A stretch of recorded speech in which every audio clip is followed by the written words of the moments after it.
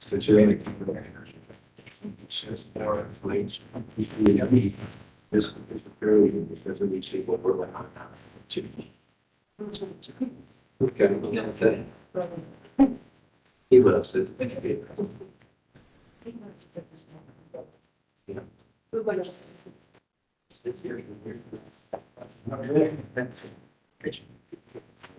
did. So I call it very. Also,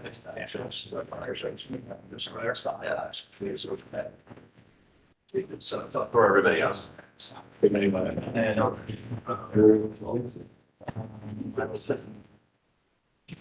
And so actually, that is what we need.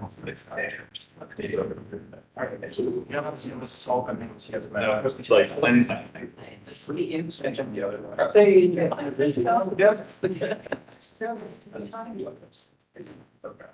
Oh, he's not even business, so. Yeah.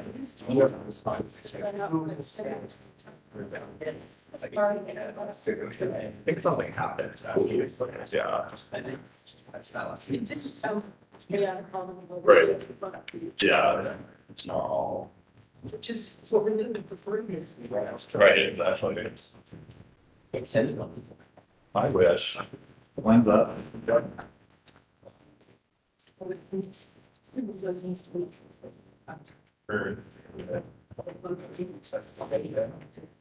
It's like your day planning, bro. Yeah, oh, yeah, right, let's get these.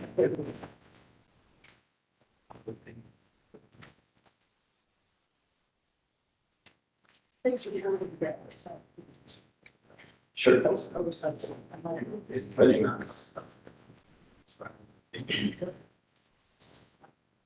That's all. I know. Yeah. It's putting together a push. Yeah. So Oh, yeah, but yeah. we had. It's like.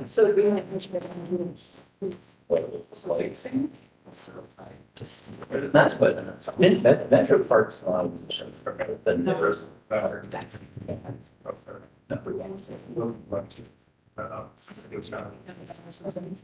Yeah, yeah. It's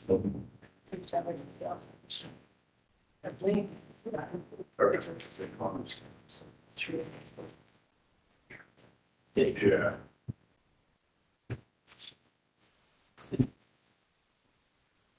Let's tell them, Brad. It's just. This. Yeah. And I'm thinking conversations with, and I know tricky question, that's what taking. And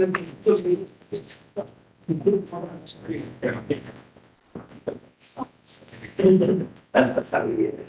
That's the biggest choice best. Oh,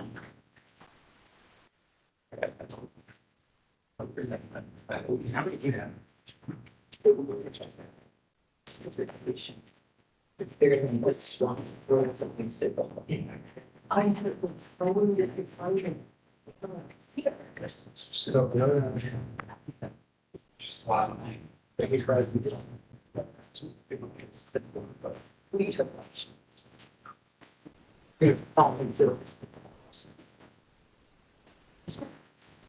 Oh, different. I gotta say that. Yeah. Your question.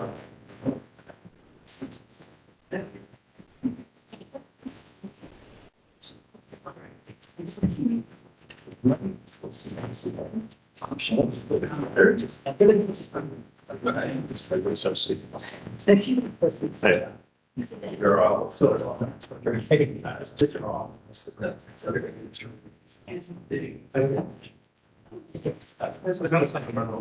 Yeah.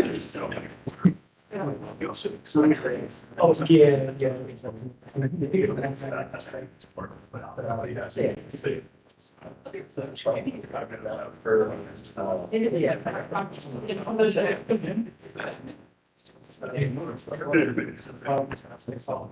Or the sex is the old number. Yeah.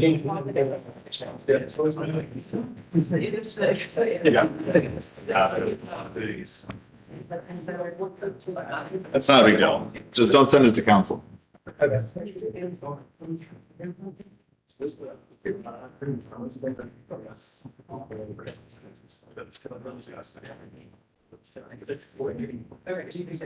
Yeah. We got this down.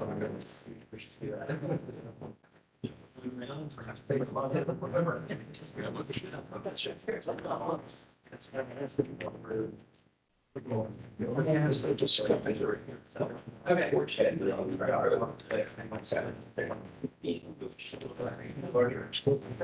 Yeah. Yeah.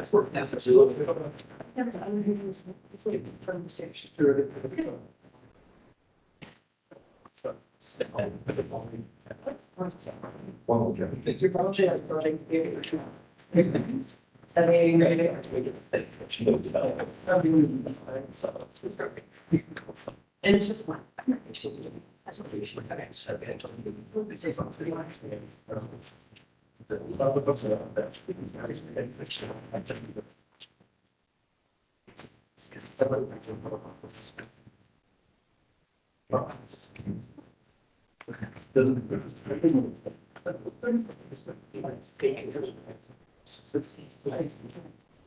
Where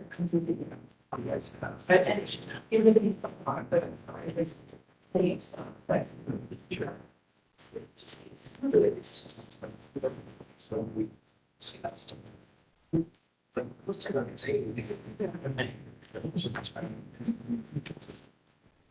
yeah, really there is. It was a very large birthday order. You don't have the.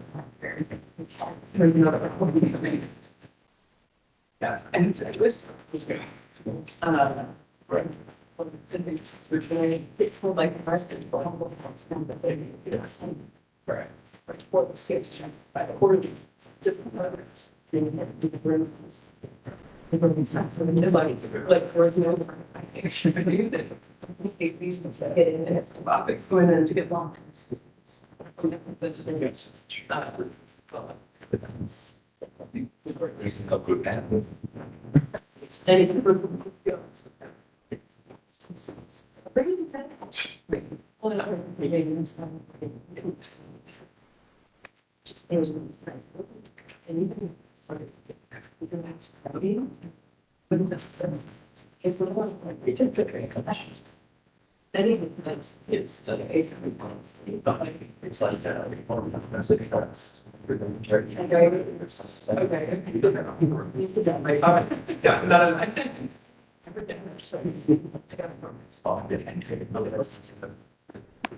yeah, like there's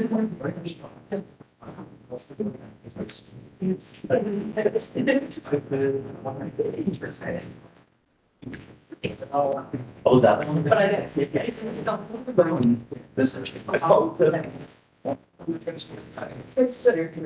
I was hoping it would just. I was hoping it's like a separate. Lasers. And when they just. well, Yeah, exactly. Which means they all have their. Several sessions for.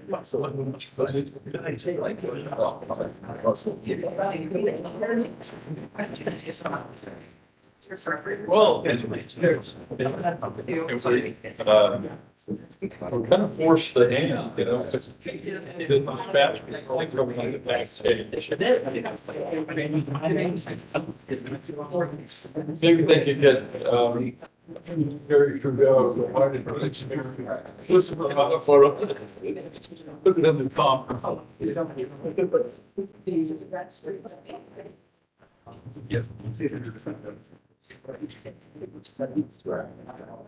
Yeah. Say your pardon.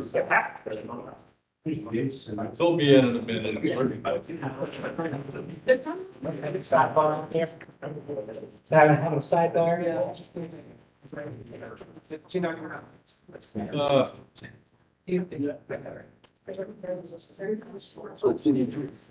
You glad it now? No, just a little one of there. It's not right. We don't have plans tonight, so. So they took that all. But I always like, I was just. Oh, And then you don't get it's just like, you say that second, the desire, yeah. very excited.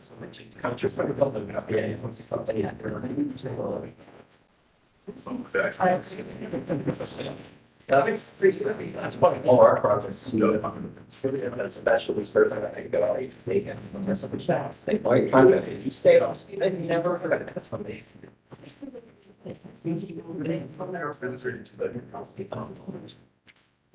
That's why this was, I did have a rough spot. Yeah. Well, it's gonna be nice.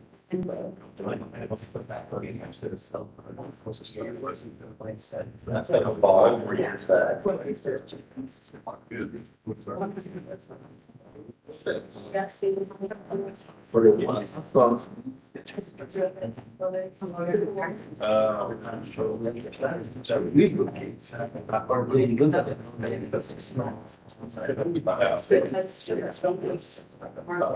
When they started on this, yeah, they shot them last year, it's that, that's not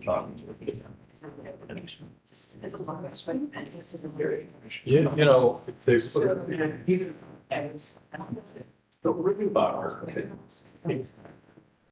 Right. Be down, but then that's the ball, all that's out. So I'm very correct. That's okay. think about New York, another big. Absolutely. Yeah.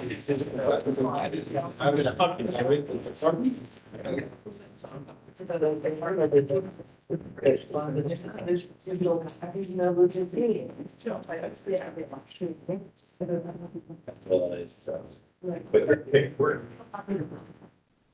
Actually, I think these guys. Okay, well, that's their turn. It's a little late, but we will now start the June 13th, 2024 Development Commission meeting with the pledge of allegiance. Pledge allegiance to the flag of the United States of America and to the republic which stands one nation under God, indivisible, with liberty and justice for all. Okay, there are no takings tonight. I'm good. Okay, let's go to case number 1, C24-018, 740 North Wilson Road.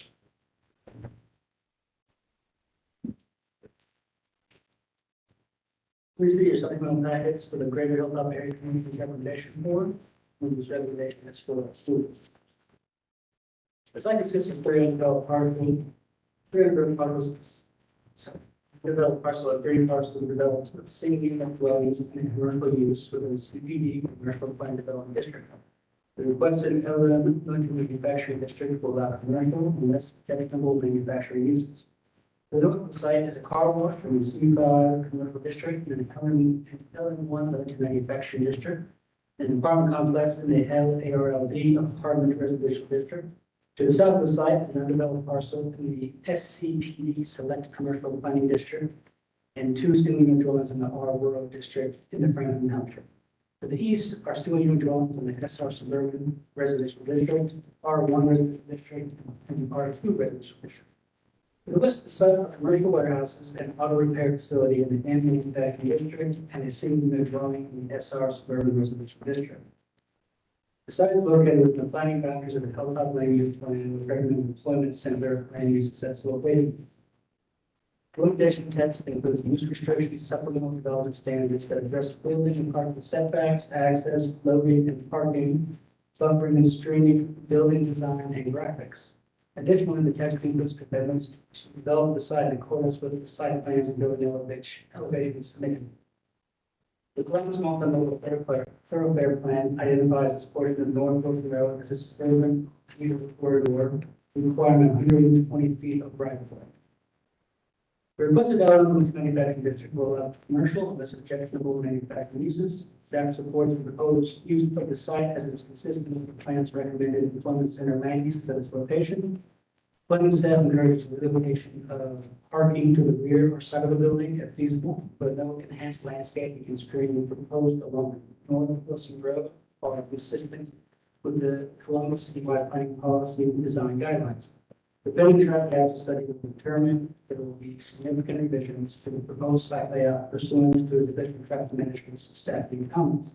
And therefore, city department's recommendations for conditional approval. Okay. Dan, traffic issues.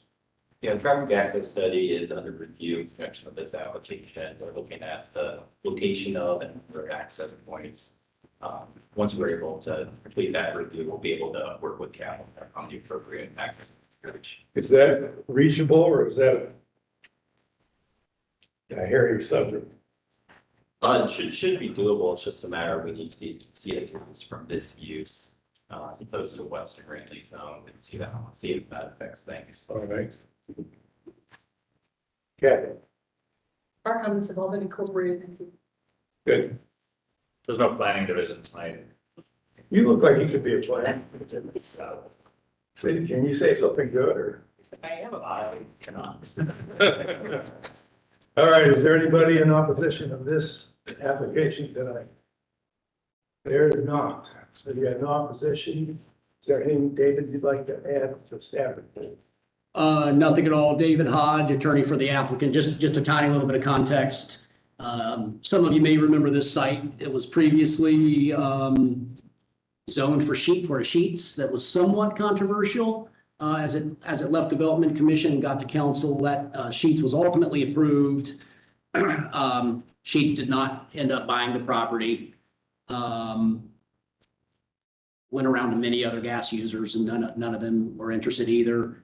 Located Skyworks, who already has an existing facility in the neighborhood that they've outgrown. They want to relocate over here, expand their business, just about double the number of employees.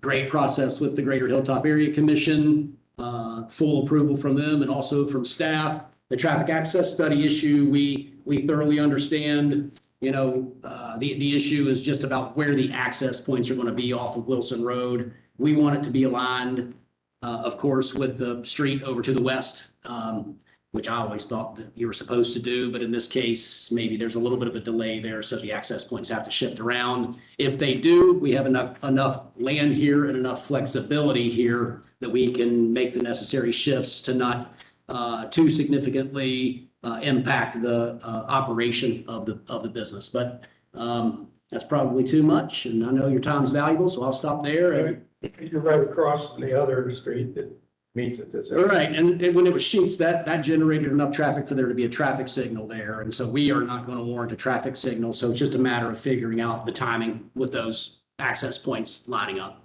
All right, well, I'm gonna say the two magic words, you blank check. Understood? You're negotiating from you must get their approval before you. Yeah. Yeah, in this case, we're not talking about any off-site improvements. We're just talking about access locations, and it's all flexible enough that we can accommodate it, but we want to keep the access points where we can. That's what we'll fight, but we'll do that out with Mr. Moorhead and his colleagues. Well, we'll keep you moving in the right direction. But if you hit a bump, you gotta come back. Yeah. Okay, anybody have any questions or comments?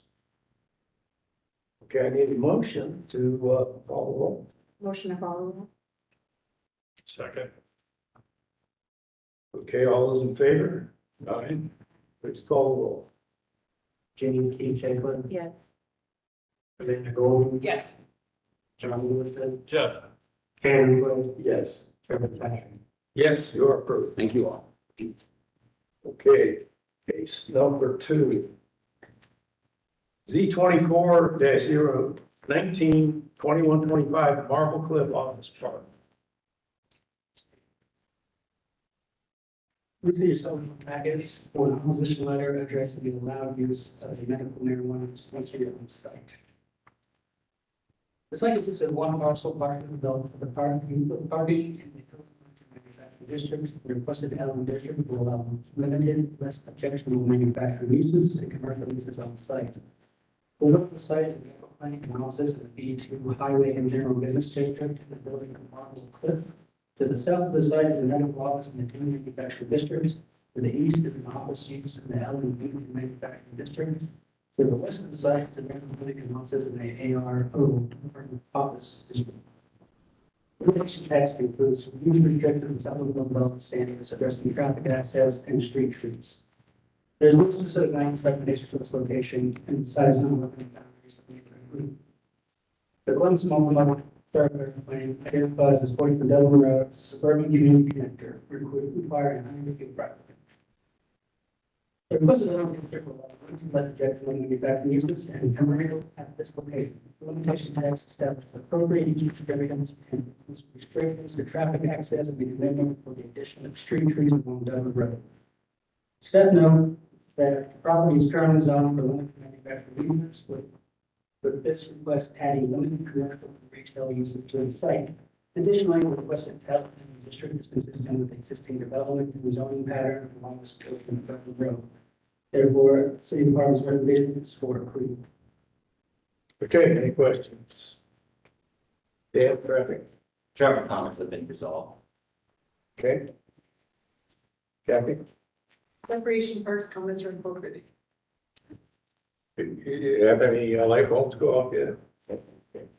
Is anyone here to speak in opposition to case number 2? Is the applicant here? Laura Coleman in the house. All right, does anyone have any questions over picking spots? I'd like to go ahead and vote on this. Give her some good news when she gets here rather than go through this all over again. What do you think? Yeah. Give me a Motion to vote? motion to vote. Second. Okay, all those in favor of hearing this right now? Aye. Aye. Please call the roll. Amanda Goldman, Yes. John Griffin, Yes. Katie McQuaid, Yes. Lisa Chamberlain, Yes. Trevor Bauer. Yes, you're approved. I mean, you're not here to be approved, but I think that this is approved.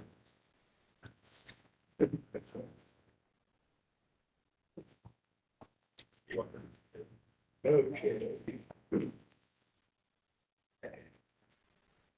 Case number 3. Z24-012, 3725 Ridge Mill Drive. In your supplemental package, you'll find an updated staff report and email correspondence between the applicant and Division of Traffic Management. 5.2 acre site consists of one parcel developed commercial building in the CPD Commercial Plan District. The applicant requests rezoning to the ARO Apartment Office District, which will allow multi-unit residential development. The current council variance has been filed, which commits to a site plan demonstrating a 120-unit apartment complex. That includes variances to reduce the required perimeter yard and maneuvering area. North of the site are multi-unit residential uses in the PUD 6 Planned Unit Development District. South, east, and west of the site are commercial uses in the CPD Commercial Plan Development District. The site is within the boundaries of the Trade New Roberts Area Plan, which recommends mixed-use land uses at this location. The site is located within the boundaries of the West Scioto Area Commission, whose recommendation is for approval. The current council variance CV 24033 has been filed, which commits to a site plan for an apartment complex containing 120 units at a density of 23.07 dwelling units per acre. Variances to allow commercial traffic through a residential district, reduce maneuvering area, and reduce the perimeter yard are included in the request. That request was prepared by City Council and not considered this development commission. City Department recommendation: the proposed ARO apartment office district will allow multi-unit residential development uses on the site. The proposal is consistent with the mixed-use land use recommendation of the Trade New Roberts Area Plan and with Columbus Citywide Planning Policies design guidelines. The proposal is adjacent to existing multi-unit residential uses and does not represent an introduction of an incompatible use. City Department's recommendation is for conditional. Okay, any comments? I mean, I'd like to ask you one question. your use of double negative is different than these two cases ago, Right. where you say it's not an introduction of an incompatible use, rather than saying it's a compatible use. Is there Understood. any difference in that? Or, I pulled that language from planning and they're not here to defend themselves. that's probably why they didn't show up.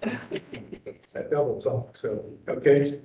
I think it's much cleaner to say it's either is compatible or it's not compatible, rather than say, well, it's not compatible. It sounds like you don't really like it, but you don't have any bullets in your gun. Okay, any other questions? I do have a question. Yes.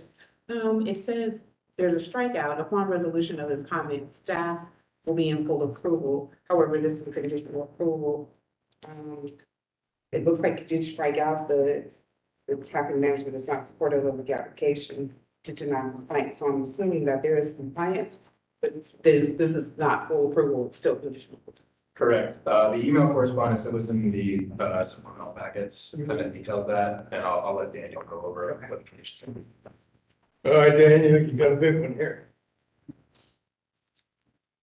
So the traffic standards code now requires developers to provide off-site pedestrian improvements in certain situations, which this application meets.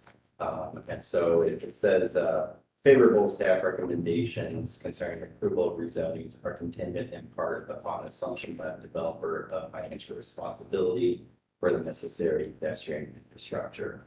Now that code also has a provision for developers to request relief from those requirements from the Department of Public Service. The applicant has made such a request and that is currently pending with the Department of Public Service. So we've been working with the applicant about what does that mean for Development Commission with an unrestricted zone district. And where we've come down to is the applicant has stated that they recognize that City Code Section 4309.08 is applicable to the proposed development. And so, we're willing to, accept that as they're assuming responsibility for the outcome of what Department of Public Service determines for their relief requests and necessary pedestrian infrastructure. So it's a little brother of the blank checkbook. Yeah, so let me, if I could, David Hodge, attorney for the applicant, could, Phil, could you go over to one of the site plan exhibits? And Sheriff Fitzpatrick, you mind if I come over to a screen and point? So this is the first case I've ever had where I learned of this requirement. And at the end of last year or the beginning of this year, the city adopted a new section of code, brand new, never been in effect before. That said, when you do development like this, I think it's in excess of 50 units or 50 units or greater, and there are, inadequate adjacent pedestrian facilities, that the developer of this property is obligated to go off-site and build a sidewalk. That's what the new code says. And so in this case, what the city's asked us to do is build a sidewalk down here off of our property. When we got the staff review results for this, I scratched my head. I've never heard of that before. It's brand new code. As Mr. Moorhead said, there is, I acknowledge that language is code. I also acknowledge that code provides for waiver, and I have requested a waiver. If the waiver is not granted, then the code says I got to build that sidewalk. Let me get a little bit about why I asked for the waiver, though, and y'all see a lot of sites, and so you're not having deja vu. You've seen this site before recently. And at that point in time, it had about 220 units on it. And nobody could build those 220 units because it didn't pencil. It wasn't going to work financially. And so the developer here went back to the drawing board, hired new consultants, have new in-house people, and now we're at 120 units trying to make this deal work in order to deliver some level of affordable housing to this property. And, when you have an obligation to go build whatever it is, 500 feet, 500 lineal feet of sidewalk off-site, it puts a knock in your pro forma. But I acknowledge the code's the code. We either get the waiver or we build the sidewalk. understand the cost of the waiver? Well, no, the cost of the waiver is nothing. Either Mr. Moorhead and his colleagues grant the waiver or not. The waiver is $400 a foot for a sidewalk waiver. I don't know what that math is. I'm bad at math. Cheaper to build the sidewalks. Cheaper to build the sidewalk. John, that's actually a different requirement. That would be, for the exception, if they want to request an exception to, constructing sidewalk along their site, that's for that. Oh, so it's a different rate for offsite now. There's not a defined rate, for offsite taking that.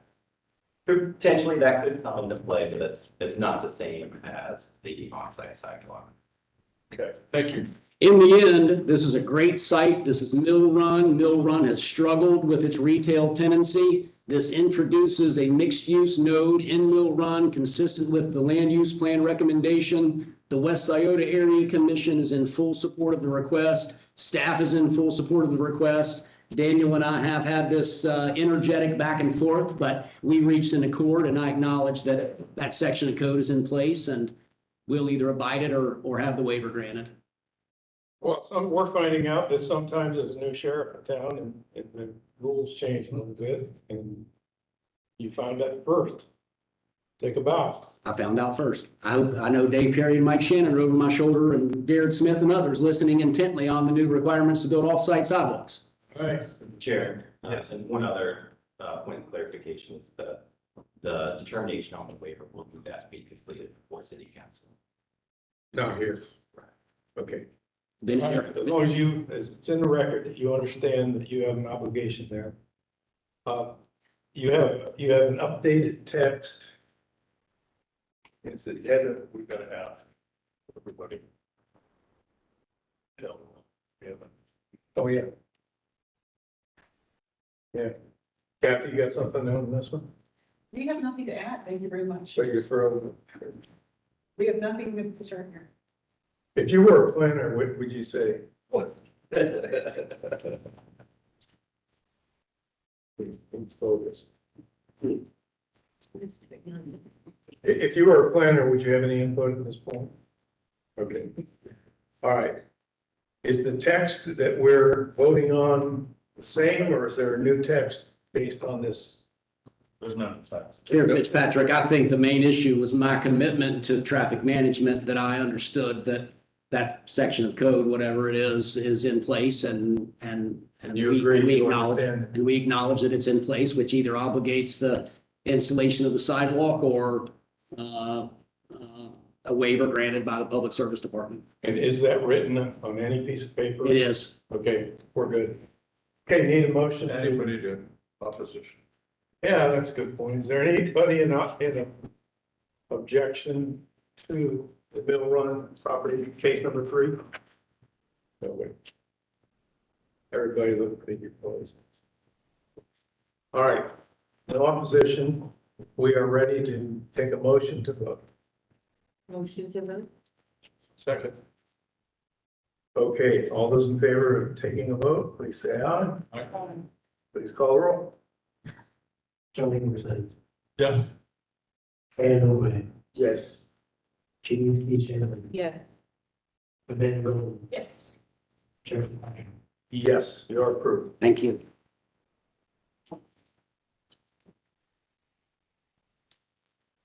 Okay, case number 4. Z 24-013, 1598, 1614 Greenway Avenue.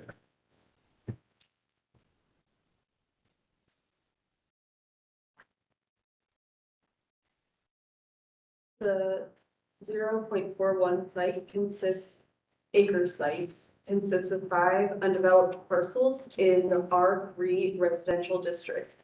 The applicant requests the AR2 apartment residential district, which will allow multi-unit residential. To the north, east, and west of the site are single unit dwellings in the R3 residential district. To the south of the site, there are a mix of single unit, 2-unit, and multi-unit dwellings in the R3 residential district. The site is within the planning area of the Near East Area Plan, which does not specify a recommended land use at this location. The site is located within the boundaries of the Near East Area Commission, whose recommendation is for approval. Concurrent council variance CD 24-036 has been filed, which commits to a site plan demonstrating an 18-unit apartment building and includes variances to reduce building and parking setbacks, reduce the number of required parking spaces, and reduce the side yard requirements. That request will be heard by City Council and will not be considered at this Development Commission meeting. Oh, and in your supplemental packets, there is one letter of opposition. The proposed AR2 apartment residential district will allow multi-unit residential uses on the site. The Near East Area Plan does not recommend any land use at this site. While the Near East Area Plan does not include a specific land use for this site, the proposed use is considered to be compatible with the existing housing types and densities surrounding the site. Additionally, planning staff finds the conceptual elevations for the proposed apartment building compatible with the plan's design guidelines and fully support this proposal. The staff recommendation is for. Okay, questions? Dan, any issues here? No traffic issues. Hey, Kathy? No recreation first, please. Okay, is there anyone here to speak regarding case number 4? We do have a letter from Mr. Santiago, but he is not here apparently. Okay, David, let's hear it. Sure. Good evening, Development Commission members. My name is Dave Perry. I'm here as agent on this application for Dora Loft Apartments LLC. And with me is Aaron McDaniel, who's the principal of Dora Lofts. So the request is, as stated by staff, it will result in the construction of a three-story 18-unit apartment building.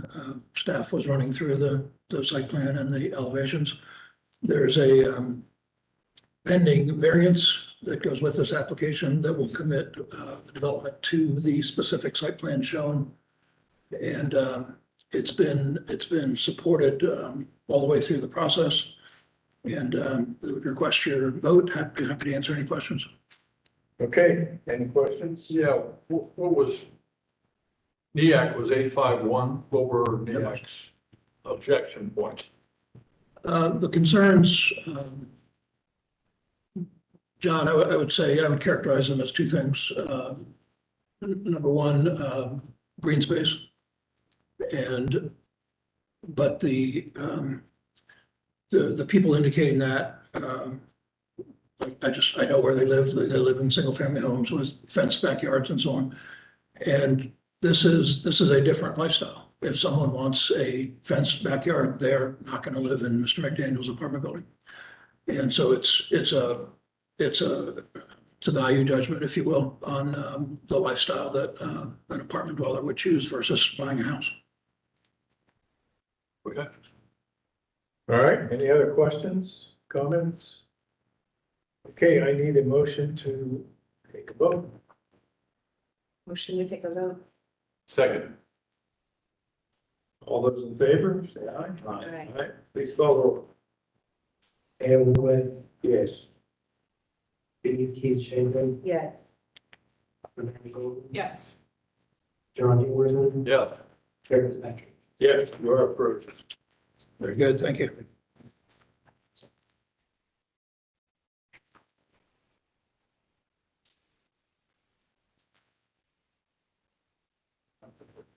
Okay, case number 5.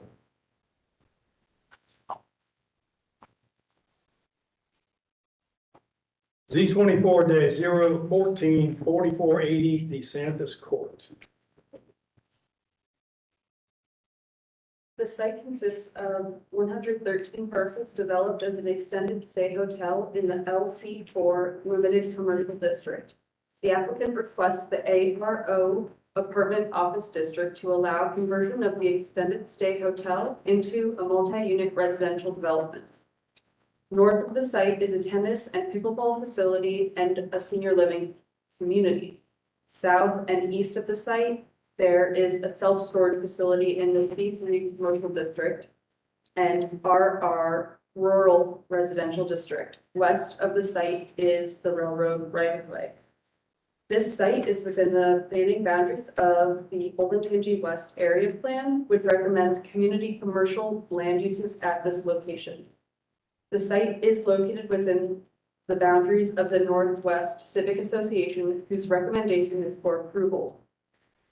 Concurrent council variance CV 24-042 has been filed demonstrating a 114 unit apartment complex and includes variances to reduce the required parking setback, reduce the minimum building line, and to reduce the required perimeter yard.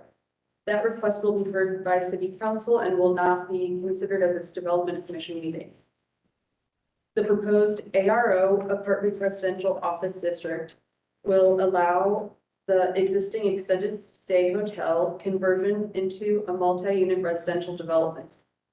Although the proposed use is inconsistent with the Olentangy West Area Plan's land use recommendation of community commercial at this location, staff recognizes the multi-unit residential use as an existing and an appropriate use in proximity to similar residential and institutional uses to the west and northwest.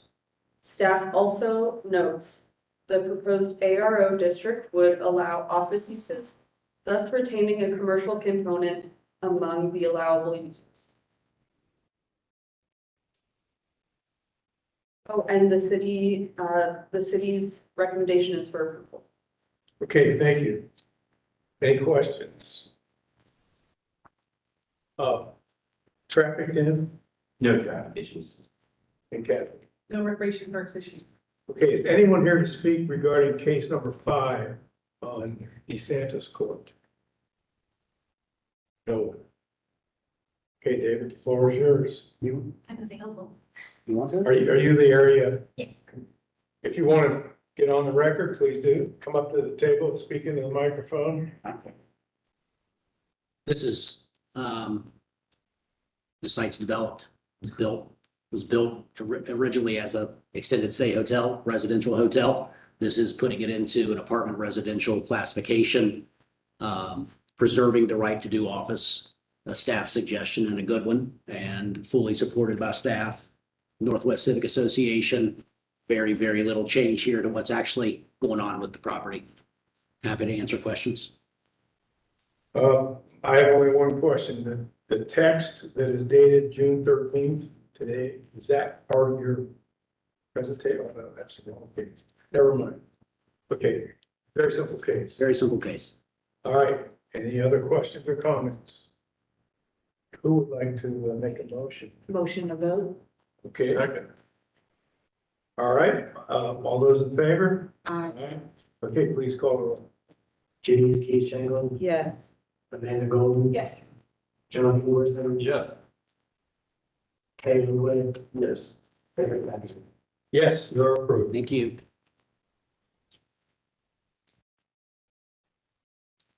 Okay. Case number 6. Z23-071, 1834 Sullivan Avenue.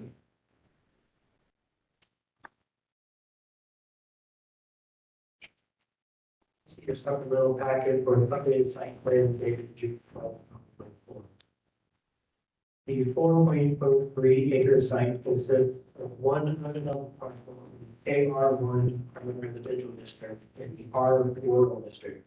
The requested CBD Commercial Plan Development District will allow for the development of a police substation. North and east of the site are government offices in the AR1 Apartment Residential District and the R Rural District. South of the site are auto retail facility, C4 Commercial District, single unit dwellings in the AR1 Apartment Residential District. West of the site are single unit dwellings in the R3 residential district and the C4 commercial district. The site is within the planning boundaries of the Hilltop Land Use Plan, which recommends institutional land uses at this location. The plan also includes complete adoption of the Columbus statewide plan of these design guidelines. The site is located within the boundaries of the Greater Hilltop Area Commission, which recommendation is for approval.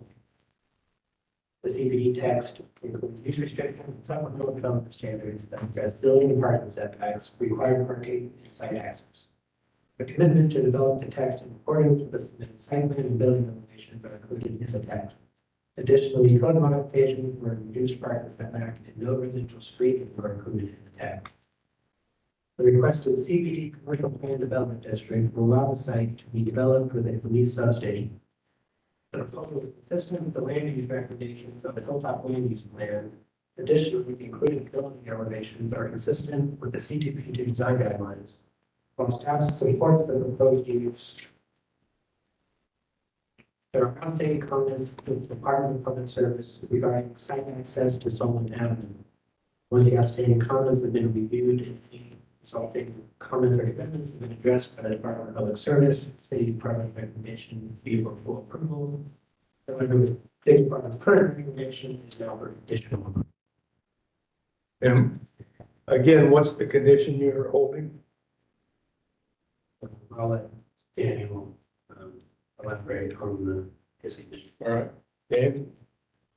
So what happened on this application, there was a change in the access configuration from the original staff review to what you have before today. Since the time the staff report was written, I had the chance to meet with the applicant to talk through new configuration. The majority of our concerns have been addressed, and so we're just continuing to work with the applicant on some details about those access points that those should be able to be resolved prior to city council. Okay. Everybody good with that? Kathy, anything here? We have no comments, thank you. Okay, is anyone here to speak regarding this application? Solomon Avenue? Nobody. You understand that if you were here earlier, you understood the term blank check, you're gonna negotiate traffic issues. And it's gonna be whatever they say. Yes, we understand. You're okay with that? We have no problem meeting the conditions that we talked about. Okay, well, I don't wanna hold you up, but if something breaks down and you don't get eye to eye, you gotta come back. Understood. Okay, anybody else have any comments, conditions? Okay, Motion to vote? yes. We need to take a motion to adopt the site plan. Oh, what's the date on that site? I can just say it's today's date. Okay, Motion to adopt the new site plan. all right, it's the one-page site plan. Okay, motion? Motion to adopt. What's the second? Okay, John, all right, all those in favor? All right. Now, motion to vote. Motion to vote? Seven. Okay, well, okay, get in, I'll scroll back. I'm reading. Okay. All those in favor of taking a vote, say aye. All right, we're there. Me too. Please call the roll. Amanda Gold, Yes. John Williamson, Yes. Caleb Quinn, Yes. Judy Stevens, Yes. Chairman Patrick. Yes, you are approved. Thank you. Okay.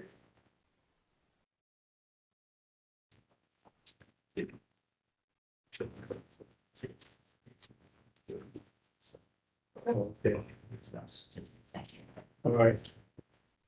Let's go to case number 7. I've just been informed by my Apple Watch that there's going to be a tabling Thank you, Mr. posed Chairman. by the applicant, Mike Shan. Thanks, Mr. Chairman, members of the commission. We have one outstanding issue with traffic that we have an agreement in principle on, but I have not been able to get authorization from my client for that change. And rather than take up your time this evening, I respectfully request the tabling so that we can nail down the details to, although it'll cost us a council meeting before the break, we think that in this case, absent that authorization, I can't go forward. So I'd respectfully request a tabling to next month. I don't know, I'm thinking we ought to get a team picture. It's a rare occurrence. Usually we have the blank check issue, you agree, but we're good, we're good. Yeah, the negotiations just concluded today and have not been able to make contact with the appropriate people at the company. All right. All right, we're good with In that? other words, Dan just told me he wasn't changing his mind today, and I thought he would, so I need authorization. Yeah, they will do that sometimes. That's all fair. Give a guy some power, and there you go. Okay, we need a motion to table. Motion to take a vote to see if perhaps we want to grant a tabling. Motion to table. Motion to table. Second. All right. All those in favor of taking that vote?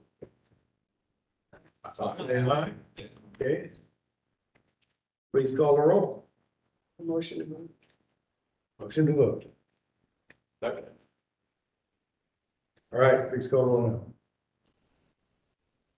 John Morrison, Yeah. Anna Quinn, Yes. Denise Keith-Strangler. Yeah. Mary Gold, Yes. Jeremy Spack. Yes. Hey, Michael, you're tabled, buddy. If I lost this one, my career could be in jeopardy, so I do appreciate it. Thank you very much.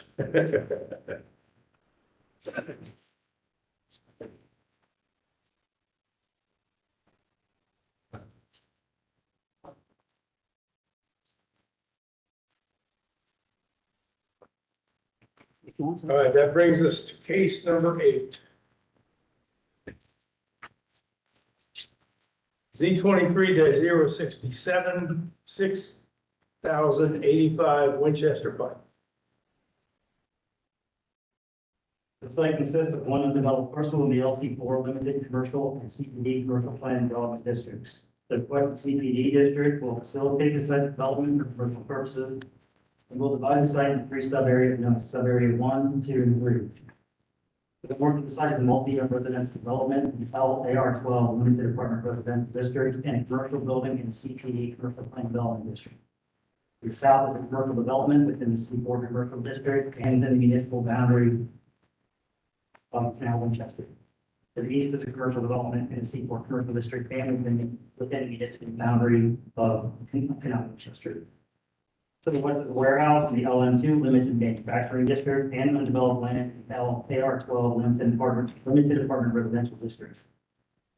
Site is located within the planning boundaries of the Southeast Land Use Plan, which recommends employment center land uses at this location and designates a portion of sub-area 3 for open space. The plan includes the adoption of Columbus citywide planning policy and design guidelines. Site is located within the boundaries of the Greater Southeast Area Commission. The recommendation is for approval. The CPD text divides the 18.84 acre site into 3 sub-areas, sub-area 1, 2, and 3. Sub-area 1 consists of 3.7 acres and is committed to develop the site in accordance with the submitted sub-area 1 CPD plan, sub-area 1 landscape plan, and sub-area 1 elevations. The text establishes C4 and C5 commercial district uses and supplemental development standards addressing building and parking setbacks, access, including development of private shared access drive and a shared use path along Winchester Pike and Gender Drift. Modifications to code standards for building setbacks and to allow above ground utility boxes and water vaults within the front setback are also included. Sub-area 2 consists of 9.02 acres and includes commitment to develop the site in accordance with the submitted sub-area plan. The text establishes C4 commercial district uses and supplemental development standards, addressing building and parking setbacks, access, including development of a shared access drive and shared use path on Winchester Pike and Gender Road. Modifications of code standards for the building setbacks and to allow above ground utility boxes and water vaults in the front setback are also included. Sub-area 3 consists of 5.89 acres and includes commitment to develop the site in accordance with the submitted sub-area plan. Text establishes C4 commercial district uses and supplemental development standards addressing building important setbacks and stacked parking, access, including development of a shared private access drive and shared use path along Winchester Pike. Landscaping and screening and building design. Modifications to code standards for building and parking setbacks and to allow above ground utility boxes and water vaults within the front setback and parking setbacks are also included. The requested CPD commercial plan development district will allow commercial development and retail fuel sales while providing the site through some areas.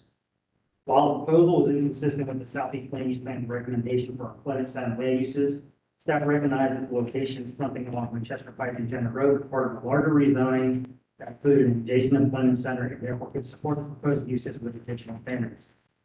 Staff continues to request revisions to the site design consistent with commercial overlay CCO standards, which is recommended by the area-specific policy by the Southeast Land Use Plan. Other proposed elevations are consistent with CDBG design guidelines and landscape screening along Winchester Pike and Jenner Road frontages could be considered mitigating factors.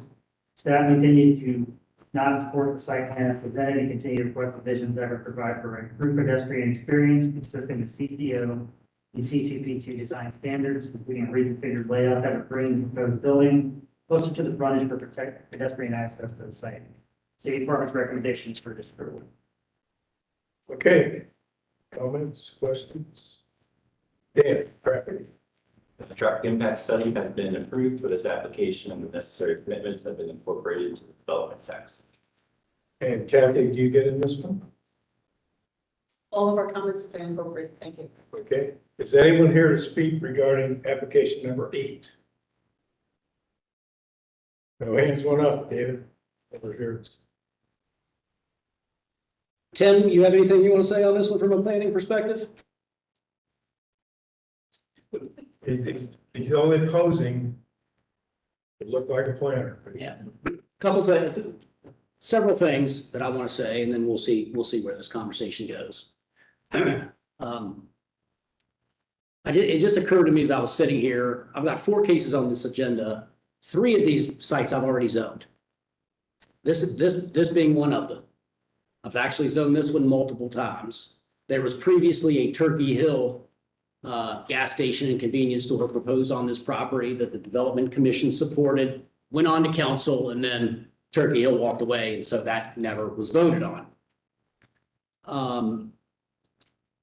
Here tonight with this request, the Greater Southeast Area Commission met with them twice, met with their zoning committee and their full commission, and they across the board voted in support of this proposal.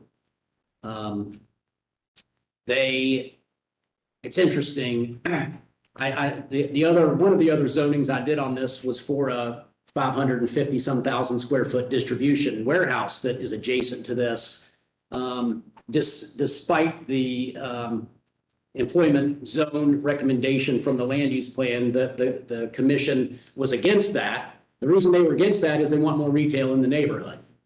And so we eventually worked through that issue. They ultimately came around with their position. And this application, they were happy to see because it was really fulfillment of a promise long made to the Greater Southeast Area Commission when we were doing the distribution zoning, and that is to come back in and get this property into clean up an old zoning really to allow this commercial retail along the frontage. So Joe, if you wouldn't mind to bring up the site plan that was emailed over to you. One of the things that planning said in their recommendation, you know, they acknowledge this use. They have said that the use is okay with a little bit of a hedge. But if you look at the employment center recommendation from the Greater Southeast Area Plan, it says it's dedicated to employment type uses, including office. And it also says retail and hotel uses may be appropriate if developed as secondary uses to the primary employment use. So Chair Fitzpatrick, could I come up to the board? Please. So when you look, and if you could zoom out on the map just a little bit, that's trying to make it a whole. Yeah, but so when you look at the context of this is 33 down here on the south. Gender Road over here. If you know Gender Road, you know, you get off Gender, you go down south and you're through Canal Winchester. So this is right on the perimeter of Canal Winchester. And very heavy commercial usage down along Gender Road in the canal. We came in and did this big distribution warehouse years ago. which to me is exactly what the comp plan says is, you know, create an employment zone and retail hotel uses are appropriate secondary uses. So we're coming along the frontage. It's all really already zoned for this, but it's a super old zoning with really quirky commitments and cleaning up that zoning to allow these uses. We have a racetrack gas station here at the corner. This commercial flex, we expect to be an office. Starbucks has expressed interest in one of the outlots, and we expect the remainder of that to fill in. Kathy, you're gonna remember this next part. I was also in here within the last, I don't know, a couple of years zoning this portion of the property for affordable housing. That zoning is approved, but Canal Winchester controls that piece, and Canal Winchester does not want us, they don't want any affordable housing on their perimeter, and they've said, we're not gonna let you take your driveway through your property in our jurisdiction, so that's a lingering issue. We committed to you, Kathy, to give all of this property here across Hatch to the city as a park. Some of that's been done, some of that will be done with this zoning, some of that will be done when we come back in and clean up the apartment zoning. So I wanted to have this exhibit sent in because I wanted the commission to understand really the full context of what this development is and not, you know, to look at it in a vacuum related to the racetrack or related to these commercial outlots. This is kind of a greater development here than just coming in here at the end and cleaning up this commercial frontage. I say all that, and I'm talking a lot because the staff's position in the end here is disapproval. And often I understand when staff recommends disapproval on a case. I get it. In this instance, I do not understand why staff is in disapproval. We had a disapproval when we come to Development Commission back in April and back in May, but I didn't come those two meetings because I had a lot of issues I needed to iron out with Mr. Moorhead, including you know, right-of-way improvements, commitments to pay cash. If you look at the text, I don't know what we have in there, Tom. Almost over $600,000 to go towards future road improvements. And so once we got the traffic issues ironed out, and I didn't want to come in with a blank check, I wanted to have it all done, which we did. I expected staff to say, you know, guys, we don't care for your gas station configuration. Our preference is that you flip-flop it and you put the canopy back in the back, which my client refers to as a gas backwards approach. But we said, look, planning, we understand your perspective. However, let's compromise. Allow us to do enhanced architecture on this building, which we did, which is a commitment, those elevations that you saw.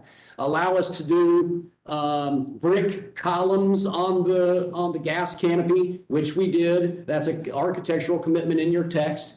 We said, allow us to come in here and do a shared use path along the Winchester Pike frontage, turning the corner going down Genda Road. The pedestrian opportunities out here are today abysmal.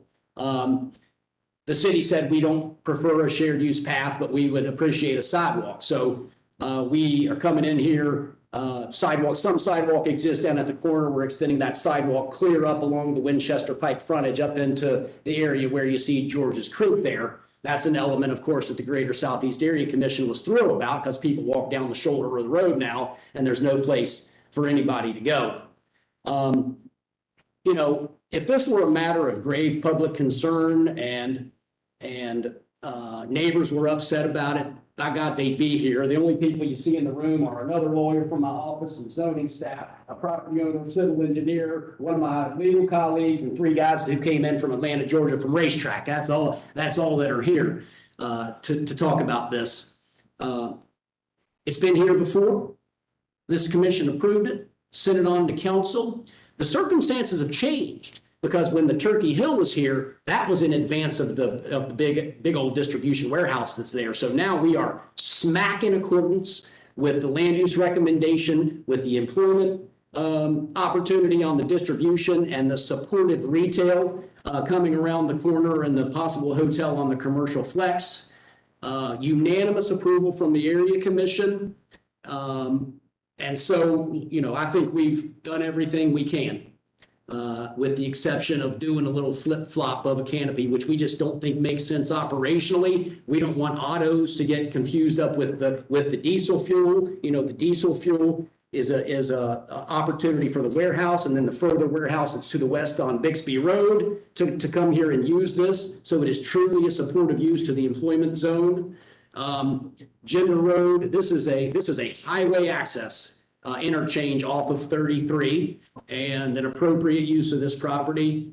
I could go on and on. I've got lots of other exhibits printed out for the commission if folks want to look at that. But I would ask for the opportunity to go on to council with your recommendation of approval to conclude this process, to clean up this zoning once and for all. Again, it's all already zoned commercial. It's zoned for gas at the corner. It's just like an 1.5 acre zoning, and today people do larger lots for their gas uses. I think you get room along that frontage to put some landscaping to soften the impact you can. And we did. I'm sorry if I failed. We over landscaped it. We included all the landscape buffer in the world as another mitigating factor with planning, and that's a commitment we've made in the text. So it's the enhanced architecture, enhanced canopy, enhanced pedestrian opportunity, and enhanced landscaping, not just on the site, but through the Winchester Pike and the Gender Road frontage, Chair Fitzpatrick. Not to mention the proposed parkland dedication. It should be thrilling to somebody. We've had the opportunity to have some thrilling conversations. Okay. Yeah, Recreation and Parks as I joked about Kathy, but when I was here, either on the distribution, I think it was on the distribution, they were absolutely thrilled to get that opportunity through Georges Creek. And, when you talk about the C2P2 guidelines, and I can sit here and read it to the commission verbatim, but this proposal hits a lot of these C2P2 guidelines, all over the place in terms of the pedestrian infrastructure, in terms of the enhanced architecture, in terms of the protection of Georges Creek, and on and on and on. This is a retail site. And this provides a great opportunity for some enhanced retail opportunities for the folks that live over here at the ever-growing greater southeast part of town. Unanimous approval from the area commission. Yeah, I should have had somebody here with me from the commission. Well, it's not easy to get a 6-0 vote from Southeast area. It's not. That's a given. I do have a question, David, on the plans. I'm not seeing a topo contour, not seeing any contours. And I just was curious, are the front buffers raised at all? I'm seeing hedges along there and lawn, but. Yeah, I don't think, Mr. Ingwerson, that we came in and committed to any mounding along that frontage there, but it's hedge and trees. Racetrack are here, and if that's something that you think would further work towards enhancement of the site, we can certainly engage in that conversation. I don't know how you're doing your stormwater either, but I would suspect that, that you're gonna dish the site a little bit. So if the berms along Winchester Pike and Gender were a little bit raised so that the gas pumps and all that stuff sit a little bit lower, you're still gonna see the canopy, you're still gonna see the signage, but the idea that, that you put gas pumps out on the street and it somehow reduces the curb appeal of the place. Detail sheet 1 of 3. Yep. Indicates a continuous hedge. Yeah, I see that. So But I'm just. It's not a stretch to pop that up. Yeah. And we're happy to do that. The other thing is, and we'll come back to this, but we committed to bring the sidewalk off of the public sidewalk that you see there along the frontage, down in and through the site, off the sidewalk, so the pedestrians and people on bikes can get here. But yeah, if the commission thinks that we need to enhance the buffering along the frontage of this sub area, we're certainly receptive to that. I think that'd be a very valuable thing. It's prominent, it's a prominent corner. Okay. I see that as opposed to flipping it cast backwards. Okay. So guys, like a 2 to 3 foot undulating mound with landscaping acceptable? Just, huh? Say it again? 2 feet. The concern was just.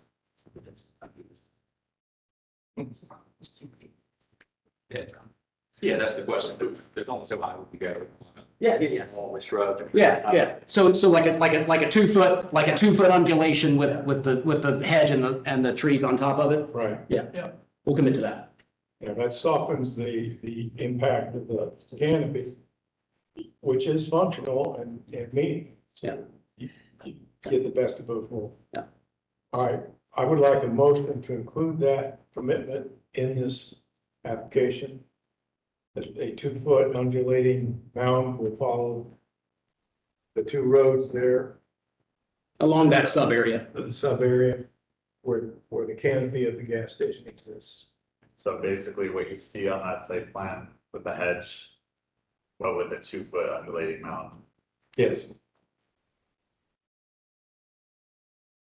And it really shows more detail on this civil engineer drawing, page 103. Okay, motion to include that comment about that.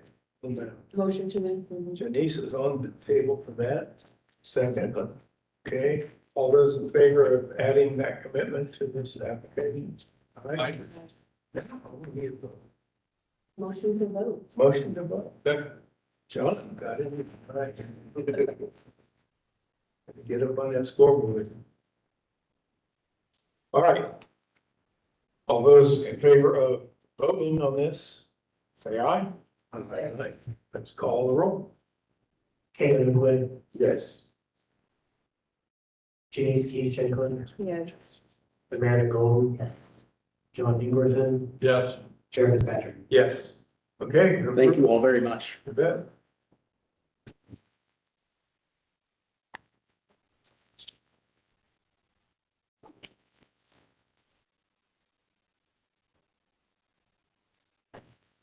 Okay, good job by the staff. I wanted to add one more thing to tonight's discussion. I'll gather with, with the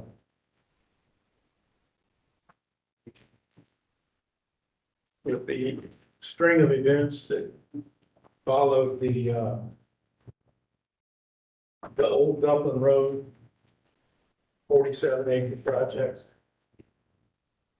that we all voted unanimously to disapprove, was taken some other place in some other venue and approved. And we have no clue what that turned out to be. I am sitting here, I'm not a young chicken. I've been around a long time, like 25, 30 years. And at that time, when I first came on this committee, our meetings would last till midnight. Started at 6, and we would have the kind of secrets instead of a system of divulging what the plan was. It's a give and take, where you work out turning radiuses and hedges and where you're going to get some land to the recreation parks. Everybody, every lawyer kept it secret. And every homeowner got a notice that there's something brewing, to take the attitude that they're being attacked. Their house value and their child's safety is being disrupted, and they'd be very emotional. When those meetings occurred on Fairwood Avenue back in those days, lucky to get out of there at midnight. Much smaller venue than what we have tonight in an hour and 10 minutes. Because there was no dialogue, there was no place to have a dialogue. The emergence of these neighborhood commissions, and you heard them mention the neighborhood groups that notify all their neighbors, come together, let's talk about this, here's what's proposed. Everybody would prefer to have an open green space that their bunny rabbits and chipmunks can play in, and they can look at the beautiful view, as long as somebody else pays the taxes and somebody else bought the land. But that is not real life. And so our job was to mitigate and bring these people together. And the emergence of the neighborhood group brought all those things to a head before they got here. There was an understanding. What we have is not so threatening, and I guess we could live with some things. And we have said, hey, you gotta put a fence. You need some shelter, some canopy trees to maintain some privacy, place to play. And we've helped coach some changes. The city of Columbus criteria is less than Dublin, Worthington, Arlington, is less than most suburbs. We vote on whether a land use is appropriate or not appropriate. And that's what we take in all this information, we shake it up and we say, I think it's appropriate, or we say, I think it's unappropriate. We don't tell somebody what color to paint their railings. And we don't get into all those details that you might get in the suburbs. And yet there are suburbs that are popping up with 7-story buildings, 8-story buildings, all around us. So we understand there's things like zone in, where there's corridors created where the zoning is different, and that's fine. It's already predetermined that if somebody wants to put high density, tall buildings, it's categorized that there's reasons. There's bus service, there's sidewalks, there's reasons. What do we do about projects that are coming in that are not in those districts? Like the one on Old Dublin Road, it's not in a corridor. And yet it's treated as though it's completely obtuse. We talked about not inconsistent or consistent, the use of those words. There's nothing consistent about it. And it went behind the scenes and turned into, well, okay, we can do this. I pretty much like where this process is right now, because everybody has a chance to talk. Sometimes there's 50 people that want to talk out there in those chairs. And they pick 3 speakers and they cut to the quick and they say what's on their mind. And then we take it, you take it, you guys take it. We won't hear a case unless you guys go through it. If they don't want to work with staff, they're getting tabled. If they show up here and they haven't talked to the neighborhood commission, boom, they're tabled. We're not going to spend a half hour talking about it, or an hour. When you have to go through the process. That process is getting better projects for the city than it would have happened otherwise. Still, there's people that come up and complain to me or say they'll never vote for me, but this is not a voting chair. Oh. I hope to have a meeting with either the mayor and the president of the city council sometime quick to determine just where do we fit in as we go from where we are now and where we will be 3 or 4 years. Because you can't just have this black hole and get there. You have to keep hearing cases every month. You have to keep taking action every month. You have to keep listening and divulging. If that stops, we're back into the Stone Ages like it used to be 30 years ago. So I'm hoping to get some input from these key people and Tim posing as a planner. And the staff, you make first contact with people that have an idea of what they want to do. Sometimes you say, hey, we think you're better off going limited commercial or limited manufacturing instead of what you thought was better. And here's the reasons. And let us help you ordain this. And you may say you need a strong buffer between your use and the next use. And you may guide them so that's just off the table by the time they get into where people come in here and their life savings tied up in their home, whether it's a $50,000 home or a big mansion. It's their castle. They're very emotional about it. And they're very emotional about the effect it'll have on their family and their kids. And it's good that they have a venue. It's even better that venue is here on Thursday nights once a month. but it's diffused out to the people who have the most stakes on the table. So there, I think there's gonna need to be some discussions about how do we move down the road between now and later on handling cases that are gonna occur along a parallel track with zone in kind of conditions where you just go in, put some check marks and some boxes, and you build a 12-story building, no questions asked. They're on a corridor, and everybody now knows that. So I'm talking about the ones that aren't. We still have to do that.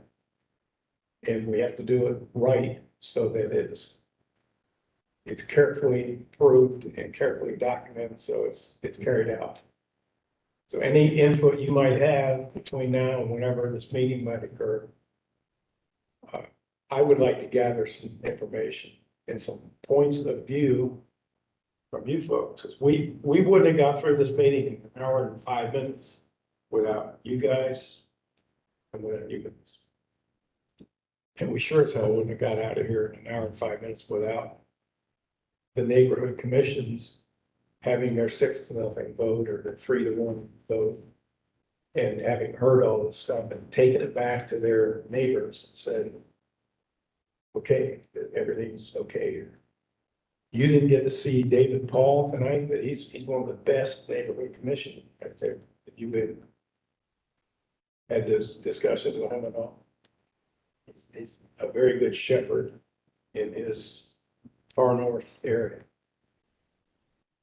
Those kind of people pay an absolutely vital role. And you take that out of the system, Mr. Dorans and Mr. Ginther would not have enough time to put on their shirt if they had to deal with all this and all these neighbors, all these communities coming in and squawking about something that was somewhat threatening to their point of view. So somehow we have to hold on to a process that makes sense and then move through the same kind of approvals and scrutiny that we've had, and not just go off in some back room where there's a private meeting that's scratched out, and who knows where that goes, because then everybody in town is gonna go that way. And this would just be a smokescreen. So give me some feedback. I'll contact you and see if you want to go to that meeting, but there's gonna have to be a meeting where we go back and say, it's 2024. Maybe there'll be a whole new world in 2030. So during that next 6 years, how's this all gonna look? How's this all gonna work? It works pretty good right now. It's not perfect, but it works pretty darn good there. Got any comments? Ditto. Okay, Same. Denise? Amanda? I think the hard part about what we're doing is that we're hearing the emotional stories about what's gonna happen to people's homes. And I think that places like what we saw are not exempt from the need that our city has, and I currently live on the Near East Side, and I'm like very sympathetic to the density, all the density going into those specific areas. Like our neighborhood is saying the same thing, like it can't all come here, what's gonna happen, what are we gonna do? And it, like the case we heard tonight on Greenland, or Greenway, whatever, Greenlawn. It's the same thing. It's like single family homes across from an apartment complex. It's the same concern that I personally struggled a lot with the case that you're referring to, because it's like, well, like what would how would I feel? The time the guy brought his kid, like the whole thing, right? It's like,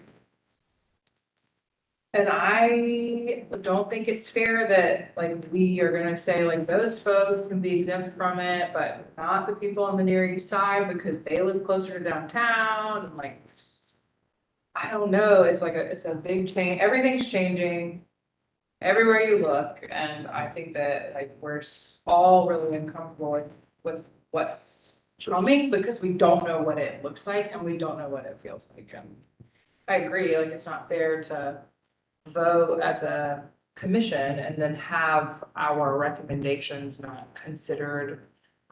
That part is not fair, but I think it is a very difficult topic, and it's unfortunate because in the United States, everybody's wealth is wrapped up in their home. And that's something we can't change on the commission. This article was in yesterday's paper, front page. Zone in, plan woke and zoning fights. And it touches on the subject, just like you said, this is not a corridor piece of property, it's the subject of this article. But there's projects out there that, there's a lot more land out there in the city of Columbus, it's not in a corridor. But if you really want to put something with high density, 40 units an acre, not worry about parking, there are probably places you can take that risk. It's your money. You want to develop it. And you can introduce some things that are very beneficial. But I don't know that there's going to be a zoning fight of some kind by neighbors a block away. Chair, we are still, we're recording on changes to be aware, so this is still going to be part of the official DC. I don't intend it to be part of the meeting, and I don't care for anybody to take a vote, but I see us moving into this outer periphery of a vague edge of how we're going to treat things and the things that are going to be coming in. Because for every one of these, there's going to be 10 cases like we heard tonight.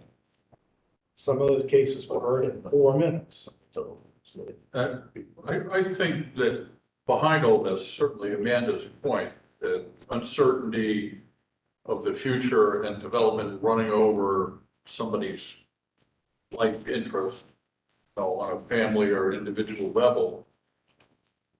The thing that eliminates the uncertainty is the trust in a process that's well established and it is consistent.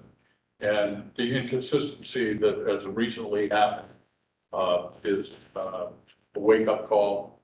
And it really says your process is flawed.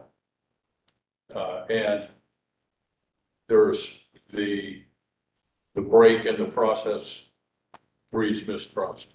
And if you have mistrust in the public,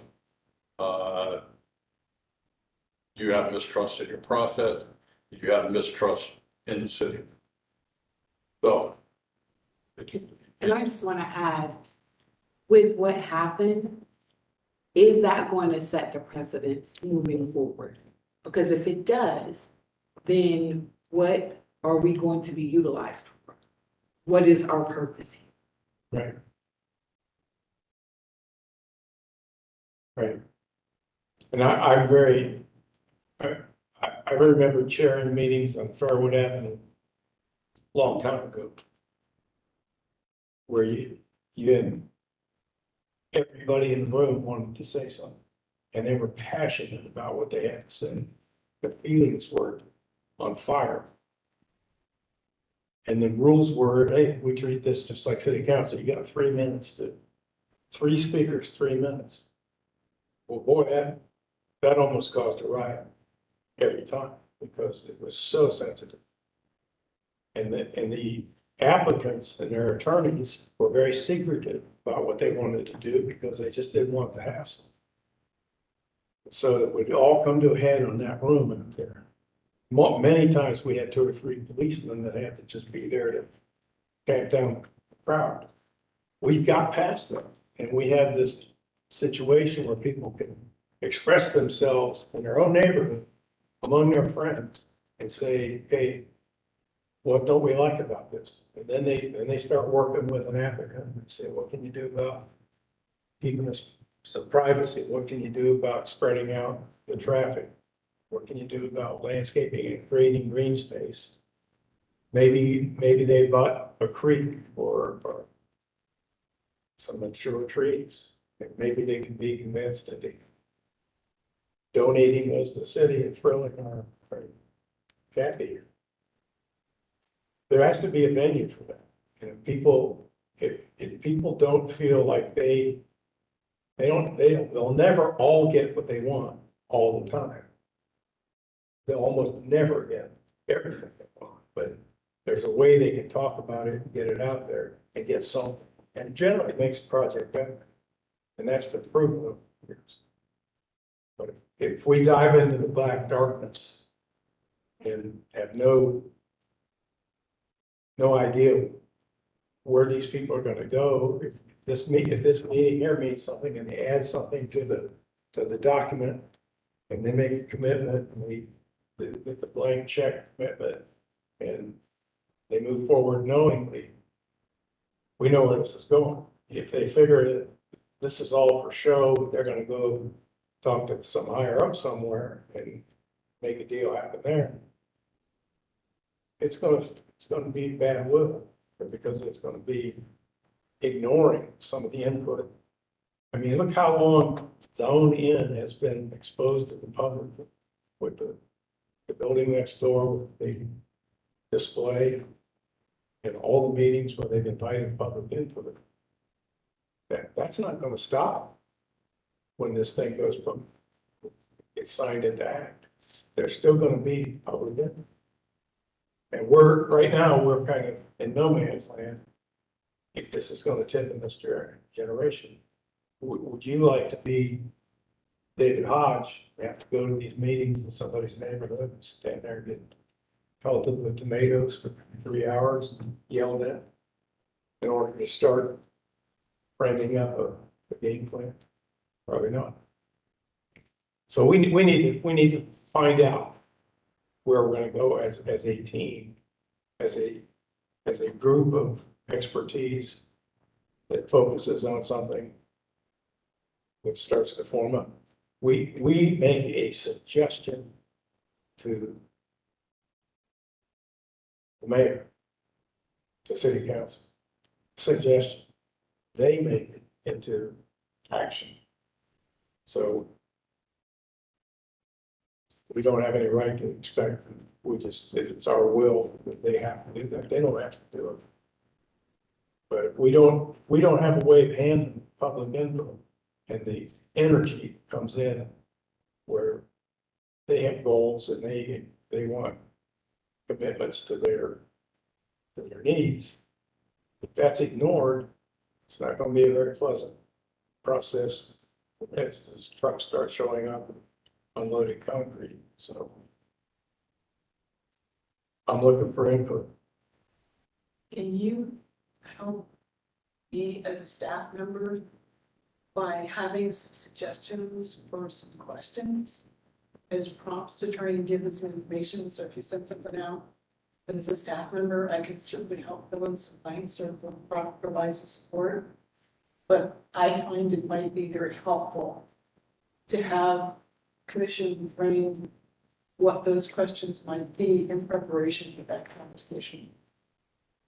I can do that. It's pretty much look at what we did tonight, look at the questions that were asked. And tonight's one of the easiest nights we've ever had in the last 5 years. We had 8 cases and they were over in an hour. So there wasn't much uproar. There are cases where we talk for an hour and a half and then we finally vote. And our vote is just the best we can do what we got to work. And you've heard countless questions and dialogue both ways. Imagine that dialogue does not occur because applicants feel like it's a waste of their time, that it's a threat to their game plan, their penciled in project goals. They don't like that. They'd rather just be free to do whatever makes a good business deal with that. And it sows the discord that was prevalent back 30 years ago, 25 years ago, where any project was seen as a threat to the life savings and the lifestyle of the people in the near vicinity of where something was going to go. I know there's some communities that have big billboards up on a piece of property where there's going to be some discussion. If you take the discussion out of it and you say there's a emergency or there's a shortage of housing and we just need to red line it through. Back door, it's going to cause a disruption that's going to affect what we do here. Because it will be almost meaningless. We frame up things and keep it simple for city council before they make it happen. What we suggest doesn't mean it's ever gonna happen. We just suggest, okay, we asked Dan, and we asked Kathy, and we asked Chris, what's your input? We asked the people out there in the audience, where do you live relative to the property? What's it mean to you? And we get input. And it results in us taking that to heart. We all have different backgrounds. We're all looking at things a little different, like designer, architect, Public administration. public administration. Doran's a lawyer, and Maria is a city planner. So there's a wide panorama of points of view. And we all might look at it with different colored glasses, but we look at it. And we all listen. And we've kind of got a rhythm going with the applicants. They know they got 3 minutes. They know they got 3 speakers. And they don't stand there and stammer and repeat and do redundant. They make good use of their time. And I think by and large, some of them hate me. Some of them think that we just stepped all over it. But we try, and we still do. We'll always try.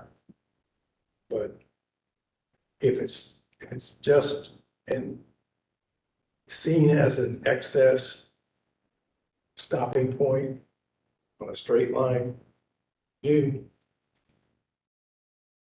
it's almost serves no purpose. And if the neighborhood commissions say those guys are worthless, we never get what we want, they just let us come in there, rant and rave, and then they ignore us. It's chaos after that. So we need to make sure that we're moving from 2024 to the next year, to the next year, to the next year on a smooth way. Maybe we refine our tools, maybe we look at things a little differently, but it's not just a black hole that we're gonna wake up someday and it's gonna be 2030 and here we are. It's gonna be month by month, it's gonna be where are we gonna go with this? So I'll try to come up with some sort of an outline. It won't be much different than what you've heard tonight. I understand, but also it provides, I think, some comprehensive information that you can use to formulate some thoughts. Yeah, I mean, it's be very easy to do because how many years you been doing this? 24 years. So I've probably been doing this 30 years and we've heard a lot of the same things and it's way more organized now than it used to be. Because people are focused on meaningful things. Back in the day, it was everybody got their backyard flooded every time it rained. What are we gonna do about that? Here's a bunch of cars waiting at the red light. What are we gonna do about that? Not much we can do about that, but we listen to it. We made it feel. But we're gonna be stressed. We're gonna be trying to make sense to these people. And these people matter. They're why we're here. That's our plan. I joined, Lashecta put me on this commission a long time ago because nobody had any common sense back then, in his view. It was either don't do it or do it. There was no way to make it do it. Make your buildings different, make them aligned a little differently, put in some better buffer. Now it works. That wasn't happening. It started to happen. But nothing will take the place of the neighborhood commission. Okay, I'm done. Great. You're